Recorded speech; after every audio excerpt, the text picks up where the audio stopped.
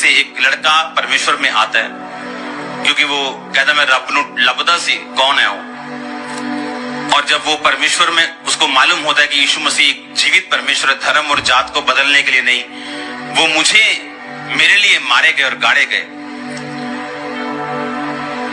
उसके घर वाले उसे जहर देने की कोशिश करते हैं, हर बार वो बचता है। और जब उसने सेवकाई को शुरू किया, परमेश्वर ने उसे विजन दिया, क्योंकि उस समय इंडिया जो था वो ब्रिटिश गवर्नमेंट के अधीन था, अंग्रेजों के अधीन था। और जब उसने विजन पकड़ा तो उसने कहा मैं उनके जैसे कपड़े पहन के, पास्टर्स के जैसे पोशाक पहन के, क्रॉस डाल के मैं इंडियंस को बदल नहीं सकता हूं। मुझे इंडियंस को बदलने के लिए इंडियंस के जैसा बनना पड़ेगा, ताकि इनको ऐसा ना लगे कि मैं किसी गोरे परमेश्वर का प्रचार कर रहा हूं, जबकि परमेश्वर यीशु मसीह गोरों के देश में नहीं बल्कि एशिया में जन्मे हैं, हमारे अपने एशिया में। हालेलुया। और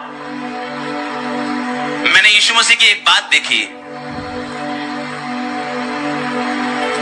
कि ये कोई किताबी परमेश्वर नहीं। यीशु मसीह के दादा, बाप, दादा, परदादा, ग्रेट ग्रेट ग्रेट से लेके 42 पीढ़ी तक सब लिखा हुआ है, ताकि लोग ये ना कहें ये फेक एक कैरेक्टर है। 42 पीढ़ी वो कहां जन्मे, उनके नाम, वो शहर आज भी हैं, क्योंकि वो जीवित है और असली वाला है। आमीन। आज भी उनके नाम हैं, उन शहरों, वो शहर कहां है, आदम से लेके, अब्राहम से लेके आगे आगे आगे आगे, रूत क्या, दाऊद क्या, यिशे, उसका आगे सब नाम के बाद एक एक नाम एक उनका रिटर्न है वहां। वो घर जहां यीशु मसीह विजिट किए, सब जगह वहां मौजूद है इजराइल में। हालेलुया। और जब उस व्यक्ति को मालूम होता है और प्रभु से वो विजन लेता है, और वो उसी तरह पगड़ी में सुसमाचार सुनाते थे और संतरी रंग के कपड़े पहनते थे,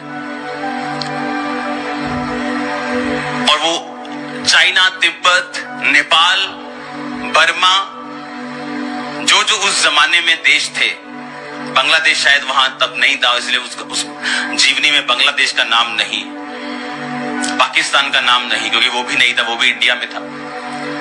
सब जगह उन्होंने प्रीच किया, हिमाचल में रहे, अमेरिका में गए, काफी जगह प्रीच किया। मैं ये इसलिए बता रहा हूं, मैंने कभी इनके बारे में जाना नहीं था। मुझे मालूम था कोई साधु सुंदर सिंह है और वे परमेश्वर के one of the greatest servant of God रहे दुनिया में, अब तक जब तक खुदावंद ने अपने दासों को भेजा, आज तक के सबसे ग्रेटेस्ट में से एक है। कल मैं अपने प्रेयर रूम में था, और जब दोपहर का समय होता है, मैं रोज 3-4 मिनट कोशिश जरूर करता हूं कि मैं धूप में जरूर जाऊं, चाहे गर्मी हो चाहे सर्दी हो। ये मेरी प्रार्थना का हिस्सा है। और कल मैं जब अपने प्रेयर रूम से बाहर निकला और मैं जाने के लिए तैयार हुआ, तो कल धूप इतनी थी कि जमीन सारी सड़ रही थी, बिल्कुल गर्म थी, और जहां मैं बैठता हूं वो थोड़ी दूर था। और मुझे कन्विक्शन हुई अंदर से कि मैं नंगे पैर जाऊं, और मैं जब नंगे पैर वहां बैठा, जितना भी टाइम स्पेंड करना था वहां बैठ के, जब मैं वापिस आया तो मेरे पैर जल रहे थे। और मैंने प्रभु से पूछा, आपने क्यों मुझे वहां नंगे पैर भेजा, मेरे पैर जल रहे हैं। तो प्रभु ने कहा, मैं तुझे साधु सुंदर सिंह वाला मसा देने जा रहा हूं। और मैं हैरान था, और मैंने शायद सालों बाद अपने लिए पर्सनल, अपने लिए कोई परमेश्वर का शब्द सुना होगा इस तरह का।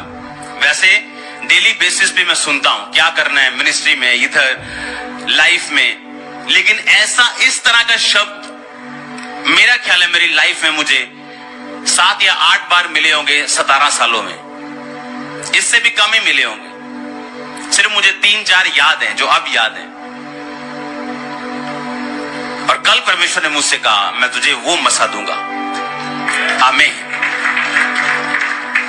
और तब मैंने साधु सुंदर सिंह के बारे में पढ़ा। पहले मैं उन्हें जानता नहीं था, हाँ सुना था, ये मालूम था कि ऐसे ऐसे है, लेकिन कल फिर मैंने उन्हें पढ़ा। मैंने कहा कौन है जिसे परमेश्वर बोल रहा है, जिसे मैंने सुना है, और परमेश्वर भी जिसकी बात कर रहा है वो कौन है, मैं उसे पढ़ना चाहता हूं, मैं उसे सुनना चाहता हूं। फिर से निकाल कर पढ़ा जो मैंने अभी आपको बताया, वो मैंने कल पढ़ा परमेश्वर का वर्ड लेने के बाद। हालेलुया।